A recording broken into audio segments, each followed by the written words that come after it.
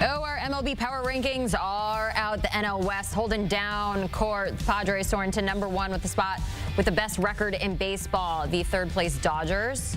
They're defying expectations, but not in necessarily the best way. And what happened with the Braves? One of the worst starts in Atlanta Braves history. Just the 12th time in Braves history that they started 4-11 or worse through 15 games. 6 of those cases, they happened all the way back when the Braves were in Boston. But we'll get to that team shortly. Bowden and Matt Snyder joining us now. We're going to start with the Padres up 4 spots. Pretty tough stretch coming up for them, though. Matt, what gave you the confidence to put them in that top spot? Well, this to me is the most fun time of the year to do the power rankings because I can start to react to what we've seen already instead of just, hey, what's this team's potential? What are they going to do based on what we see on paper? And then Jim gets to tell me that the Dodgers are better than a lot of the teams that I have ranked in front of them. So it's a win-win, really. The Padres, they have the best record in baseball. Fernando Tatis Jr. is playing like an MVP. Jackson Merrill not that far behind him. Manny Machado doing Manny Machado things. Michael King going out with a complete game yesterday looks outstanding.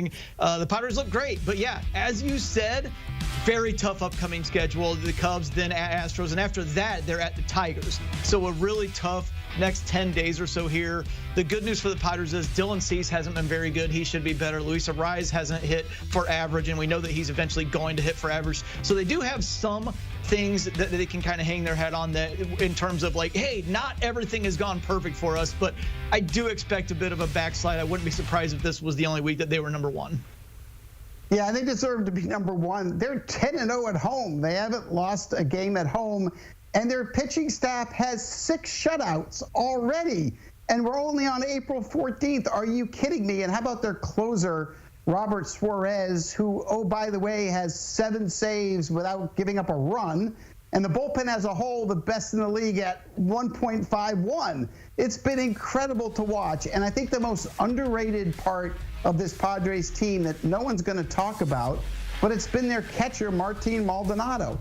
Not because he does what he does with the bat, because he does very little with the bat. He's always under the Mendoza line. But the way he calls a game, the way he frames pitches, he has been a difference maker for this pitching staff without a doubt. And as Matt mentioned, Tatis, 4 homers and a .351 average. And how about the young kid, Jackson Merrill, gets the long-term contract. He's hitting .378 with 3 homers and leads the team with 10 RBIs, although right now he's on the IL with a hamstring injury. But the Padres, they're for real, and they're going to be a threat in this division. There's no doubt in my mind. And yes, they are a playoff team. Even if they don't catch the Dodgers, which they won't, they can still get a wild card, and they can run the table in October when you have guys like Michael King and Dylan Cease. I love a good Maldonado shout out. Will was with him. My husband was with him back in his Milwaukee days. Just an incredible talent back there. All right, we're going to talk about Chicago, sitting at #3 now. They have won the series over the Padres, the Dodgers, and the Rangers. Obviously, the Justin Steele loss is a big one, but the Cubs up 6 spots. Matt, walk us through it. Yeah, the Steele one is tough. We'll see how they piece it together. For now, as we saw last night, Colin Ray maybe piggybacked by Brad Keller a little bit. Maybe they go out and they make a trade. Everybody's talking about Sandy Alcantara, and that would be great. But for now, I'm looking at the offense right now. The Cubs have the best run differential in baseball. I know we shouldn't necessarily use it in this small of a sample, especially when they won 16-0 over the Dodgers on Saturday. That swings things a little bit, but they can beat you in any which way offensively. They lead the majors in stolen bases. They're 4th in home runs. They're toward the top and sacrifice bunts and sack flies. They play great defense, and as Jenny, as you mentioned a little bit there, they have had a very tough schedule to this point. They played the Dodgers 5 times, the Diamondbacks 4 times. They won series over the Rangers and the Padres. They won 3 in Sacramento, which neither the Padres nor the Mets were able to do, and those are the top 2 teams I have right now. So the Cubs are really playing well through this tough early going schedule, and it lightens up a lot in May. We'll see how they replace Steele, though. All right, the Cubs, you just mentioned them. Going over the Dodgers on Saturday, 16-0. It was the Dodgers' worst ever home shutout loss. The Cubs also got them yesterday, a 4-2 win. The Dodgers sliding down 6 spots. Jim, what's happening with them? Yeah, well, first of all, let me start with, yes, the Dodgers should be power ranked 1 because they're the best team in baseball, and I'm sorry they're off to a slow start for their standards. But let's talk about why they are where they are, Jenny. It's a great question. They have one starter living up to expectations. That's Yoshinobu Yamamoto, who's put up a 1.23 ERA with his 2 wins and a great performance against the Cubs on Friday. But their next best starter, Blake Snell, he's on the injured list with a shoulder injury. Tyler Glasnow has an ERA closer to 5 than 4. And, Tony Gonsolin's on the IL with the back. Shohei Ohtani we're probably not going to see till maybe June. And they're developing Roki Sasaki, who has 13 walks in 13 2/3 innings. Although in that blowout Saturday, he did go 5 innings and only gave up 1 run. But yeah, the starting pitching isn't what we thought it would be out of the get-go. And neither has the offense. Listen to this for a minute. This is interesting to me. Tommy Edman and Teoscar Hernandez have combined for 11 homers and 30 RBIs. 6 homers by Edman, 5 by Teo. Those 2 have outperformed the 3 future Hall of Famers. Freddie Freeman, Mookie Betts, and Shohei Ohtani, who, by the way, only have 9 homers and 17 RBIs combined compared to the 11-30 that Edman and Teo have. Those are all statistics waiting to be corrected. They just haven't. And by the way, Ohtani hasn't homered in a week. I don't even know what to do with myself. Look, the Dodgers are that good. Let's talk again after 162 games, and I promise you when it's all said and done, yes, I promise you, Matt Snyder will have them where they belong at number 1. I can't disagree with that. I mean, that team is just, yeah, I think we all agree with you. But here we are. A few weeks into the season. They are where they are. I want to ask about the Mariners next. Not only did they go 5-1, but those games were against the Astros and the Rangers. So, Matt, they are up 10 spots at number 11. Why is that? Well, it's funny how quickly things can change this early in the season, right? They're sitting there 4-8. They look terrible. And all of a sudden they have that great week against the Astros and the Rangers. And now they're right in the thick of things in the American League West. That's just how quickly things can turn here. And that's if you look at the records there in the middle 10, that shows you how difficult it is for me to rank these teams right now because they're all basically the exact same. And I have to try to put it together like it's a puzzle. Look, the Mariners are getting it done, interestingly enough, with a very low batting average. But they're taking enough walks. They're stealing a lot of bases. They are hitting home runs. That's enough to get them some wins with as good as their pitching staff can be. And like I said, it was a big week for them with the Astros and the Rangers visiting Seattle. They got the job done. They're right back in the thick of the race where they wanted to be. So they deserve to move up a little bit. All right. This one pains me a little bit. I got to ask about my Red Sox. They lost 5 of 6. To start last week, including 2 losses to the White Sox. There were rumors out there that there might have been a little bit of a curse from Dave O'Brien and my husband, Will Middlebrooks, after they had, a good homestand. It's been a little bit rough, Jim. They're down 7 spots. What's happening with my Sox? Yeah, and the Red Sox are going to be fine, kind of like the Dodgers. A little bit of a hiccup here, but thank goodness they made the trade for Garrett Crochet, who was able to survive and win the game on Sunday, and that's what aces do. I picked Crochet to win the Cy Young this year in the American League, and he hasn't disappointed me with his 1.38 ERA.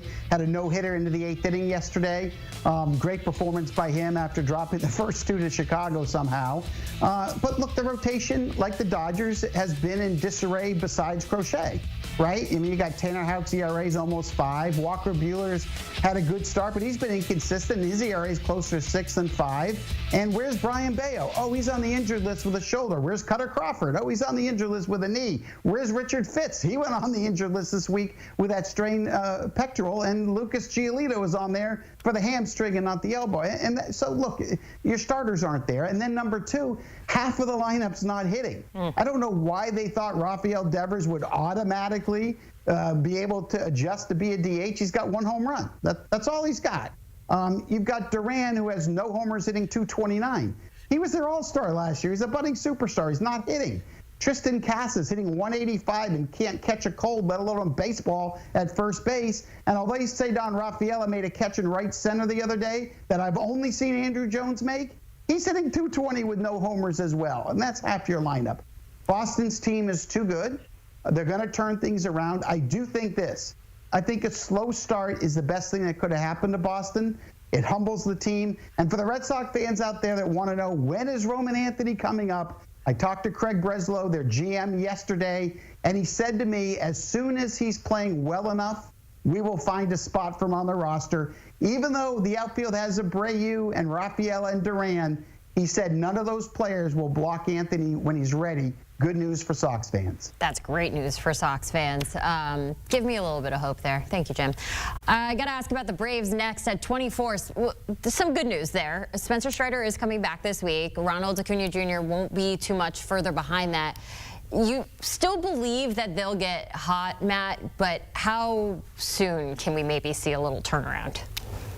Pretty quickly, actually. Jim just said some humbling. How about starting 0-7 on the West Coast when you have to go to San Diego and Los Angeles? That was a tough assignment. Yeah, they shouldn't have gone 0-7, but 2-5 would have been a lot more reasonable.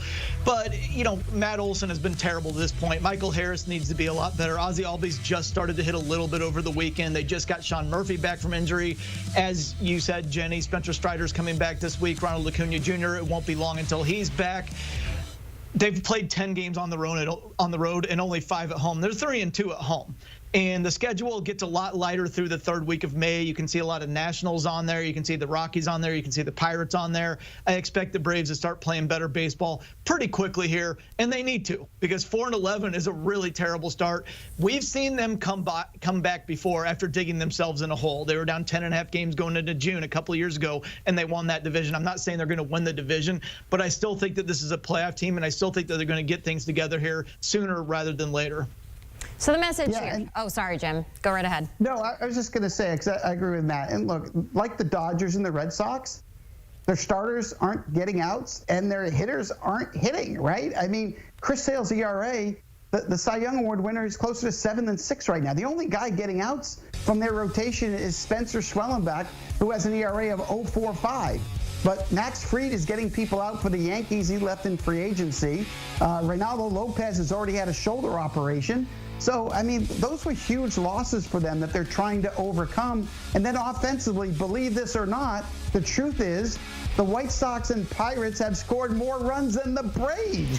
Like, that's not going to continue. At some point, Matt Olson's going to hit, and so is Ozzie Albies, and so is Austin Riley, and so is Michael Harris. And when Acuna comes back, there's going to be this. And the Braves will be just fine. They will make the playoffs. They're not winning the division. I have the Phillies winning the division. But I do think they have a chance to get that last wild card spot. No time to panic for any of our teams. Jim Bowden and Matt Snyder with the latest in baseball with our MLB Power Rankings. You guys are two of the best. Thanks for joining us. Taking a look at some notable games tonight.